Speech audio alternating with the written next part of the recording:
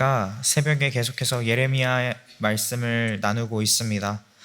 이 예레미야서는 유다 백성들의 우상 숭배와 불순종, 언약의 파기, 또 윤리적인 타락에 대한 하나님의 심판과 또 회복의 말씀을 전하고 있습니다.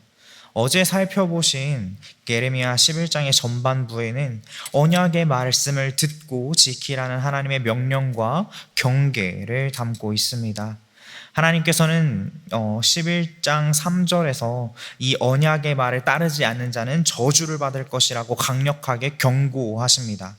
이 언약은 모세를 통해 애굽 땅에서 이스라엘 백성들을 구원하셨을 때 시내 산에서 그들에게 명령하신 것이었습니다.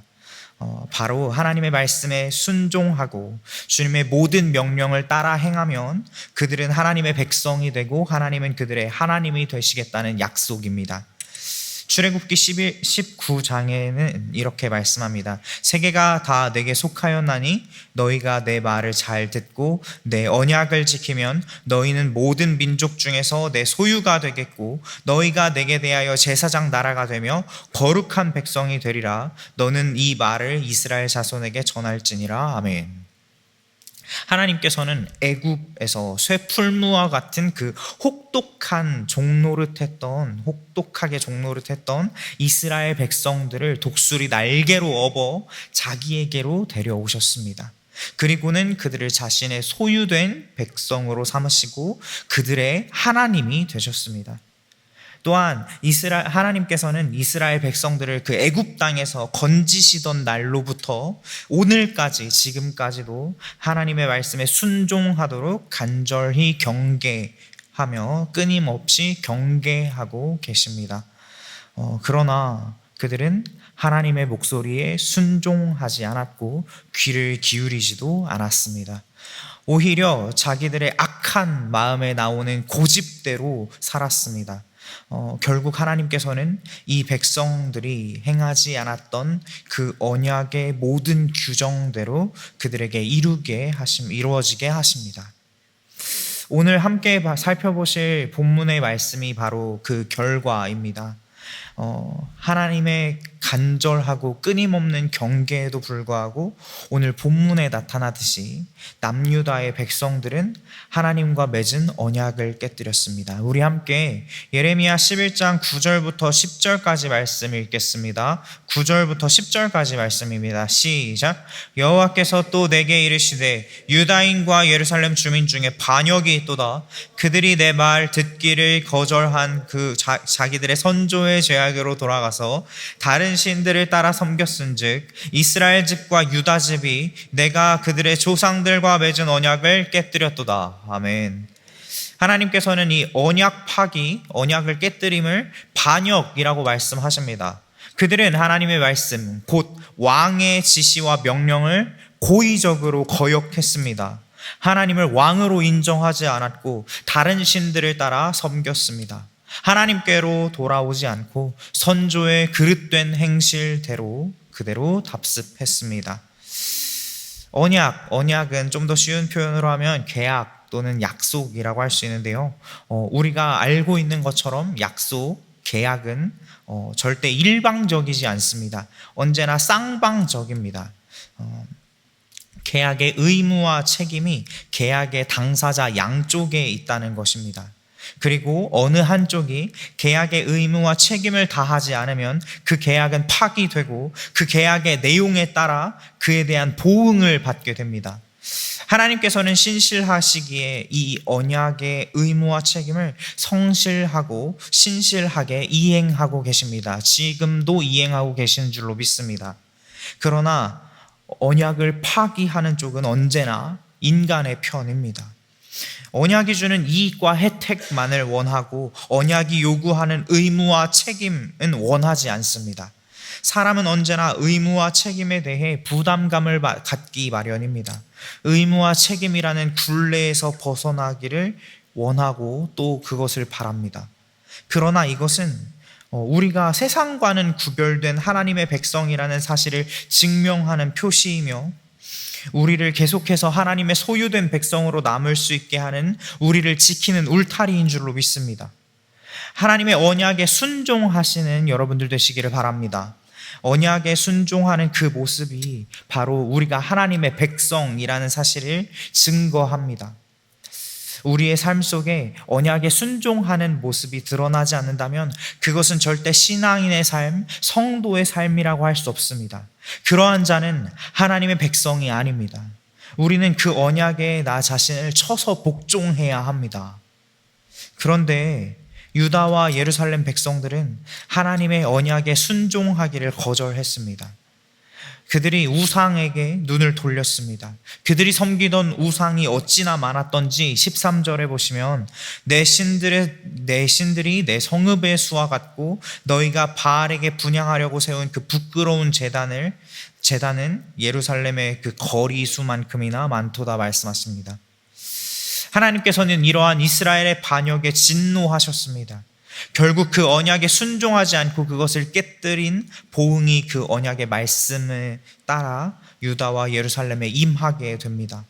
하나님께서는 그 반역에 대한 대가로 유다와 예루살렘 백성들에게 재앙을 내리시기로 작정하신 것입니다. 이 재앙은 그 누구도 피할 수 없습니다. 그리고 아무리 부르짖어도 하나님께서는 듣지 않겠다고 말씀하십니다.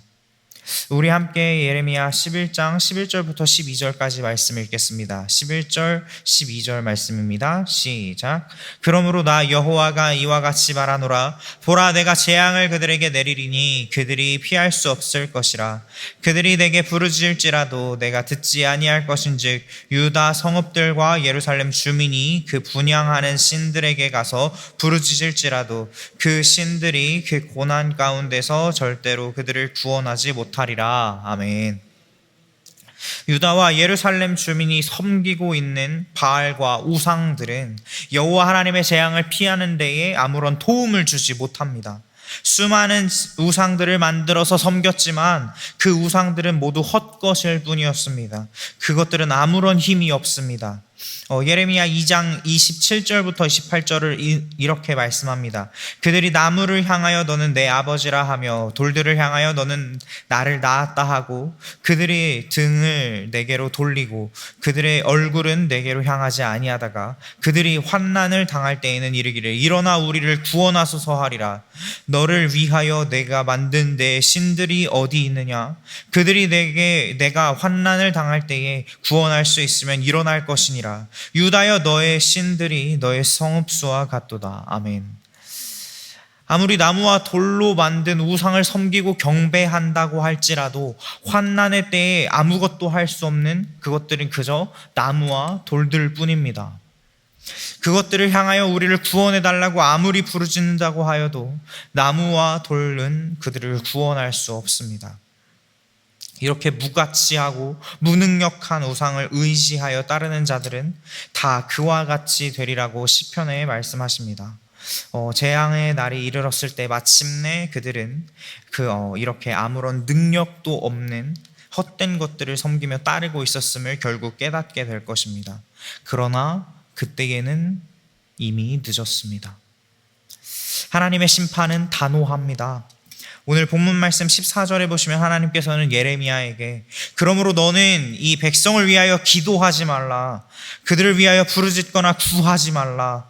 그들이 그 고난으로 말미암아 내게 부르짖을 때에 내가 그들에게서 듣지 아니하리라 말씀하십니다.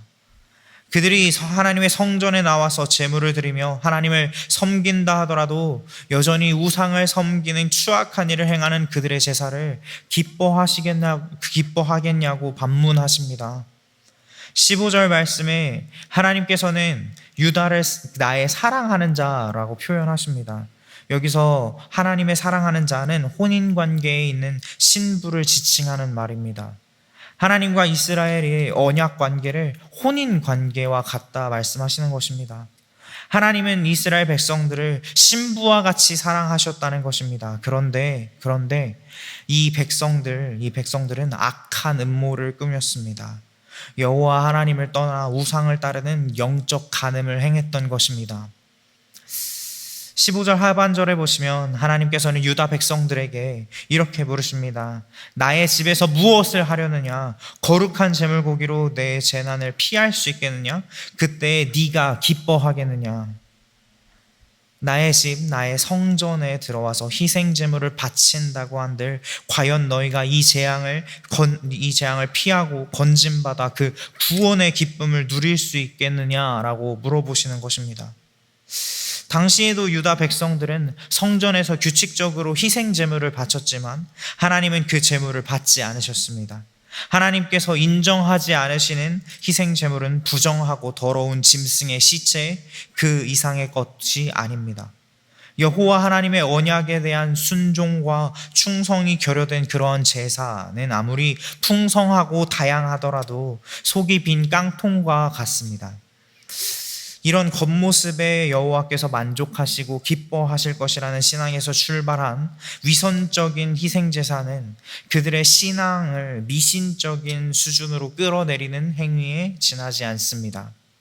호세아 6장 6절에는 이런 말씀이 있습니다. 나는 인애를 원하고 제사를 원하지 아니하며 번제보다 하나님 아는 것을 원하노라. 아멘. 유다의 백성들은 언약을 지킬 생각은 하지 않고 제사에만 공을 들였습니다. 사랑과 정의, 공의는 온데간데 없고 하나님을 알려고도 하지 않았습니다. 예배와 예물로 그 거룩함을 과시하고 위선을 가렸습니다. 이러한 기복주의적인 얄팍한 속임수에 하나님은 분노하십니다. 우리는 종종 그런 말을 듣습니다. 어떤 말이냐 하면 기독교는 종교가 아니다라는 말입니다. 그렇습니다. 기독교는 종교가 아닙니다. 하나님과 우리 사이에 맺어진 언약, 그 언약 관계를 통한 삶입니다. 그러므로 언약이 없는 기독교는 한낱 종교에 불과하게 됩니다. 오늘 본문 말씀에 유다 백성들처럼 언약 없이 그저 종교적인 행위를 답습하는 것은 믿음이 아닙니다. 신앙이 아닙니다. 단지 종교에 불과합니다. 그렇다면 과연 우리는 신앙인인가요? 아니면 언약이 없는 종교인인가요? 언약에 대한 순종 없이 종교적인 삶만을 답습하고 있는 종교인의 모습이 우리에게도 보이지는 않나요? 우리의 삶의 모습이 언약이 빠져 있다면, 그 언약에 순종하는 모습이 없다면 신앙인이라고 할 수 없습니다.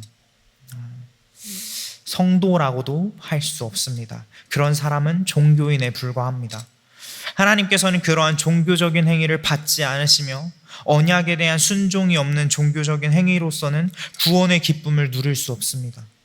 언약을 깨뜨린 자에게는 심판이 예비되어 있을 뿐입니다. 하나님은 이스라엘과 유다를 좋은 열매 맺는 아름다운 푸른 감람나무라고 기뻐하셨지만 이제는 그 나무를 불태우고 그 가지를 꺾을 것이라고 말씀하십니다. 그들에게 심판이 예비되어 있는 것입니다. 우리 함께 예레미야 11장 17절의 말씀을 읽겠습니다. 17절 말씀입니다. 시작. 바알에게 분향함으로 나의 두려움을 일으킨 이스라엘 집과 유다 집의 악으로 말미암아 그를 심은 만군의 여호와께서 그에게 재앙을 선언하셨느니라. 아멘. 하나님은 언약을 깨뜨리고 바알을 섬기고 우상을 섬기는 이스라엘과 유다를 향해 재앙을 선언하십니다. 하나님께서는 그 백성에게 심판에 대한 단호한 태도를 분명히 보이시고 계십니다. 하나님을 떠나 자기 멋대로 살아가며 헛된 것들을 따라 살아가는 자들에게 하나님의 심판은 단호합니다. 그 모든 헛된 우상들, 헛된 것들을 떠나 다시 언약 가운데로 돌아오지 않으면 하나님의 재앙은 거두어지지 않을 것입니다. 하나님의 자비가 없는, 하나님의 자비와 긍휼하심이 없는 그 심판, 그 재앙이 임하게 될 것입니다. 하나님의 자비하심과 긍휼하심은 언약 안에 거하려고 힘쓰는 자들에게 베풀어 주시는 것입니다. 그렇지 않은 자에게는 단호한 하나님의 심판이 임할 것입니다. 그래서 우리는 날마다 우리 자신을 돌아보아야 합니다. 내가 종교인인지 신앙인인지, 내가 하나님의 언약을 무시한 채 살아가고 있는지 아니면 언약에 순종하는 삶을 살아가고 있는지 점검해야 합니다. 그렇게 점검했다면 헛된 것에서 떠나 다시 언약의 삶으로 향해야 합니다. 하나님께 돌아와야 합니다. 하나님만을 섬겨야 하고 우리를 위해 간절히 경계하시고 끊임없이 경계하시는 하나님의 말씀에 귀를 기울여 듣고 그 말씀에 따라 살아야 합니다. 사랑하는 성도 여러분, 오늘도 언약 안에 살아가시기 바랍니다. 하나님의 말씀에 귀 기울이는 삶을 살아가시기 바랍니다. 늘 언약의 말씀에 귀를 기울이고 그 말씀에 따라 살아나아가는 매일의 삶이 되시기를 간절히 소망하고 축복합니다.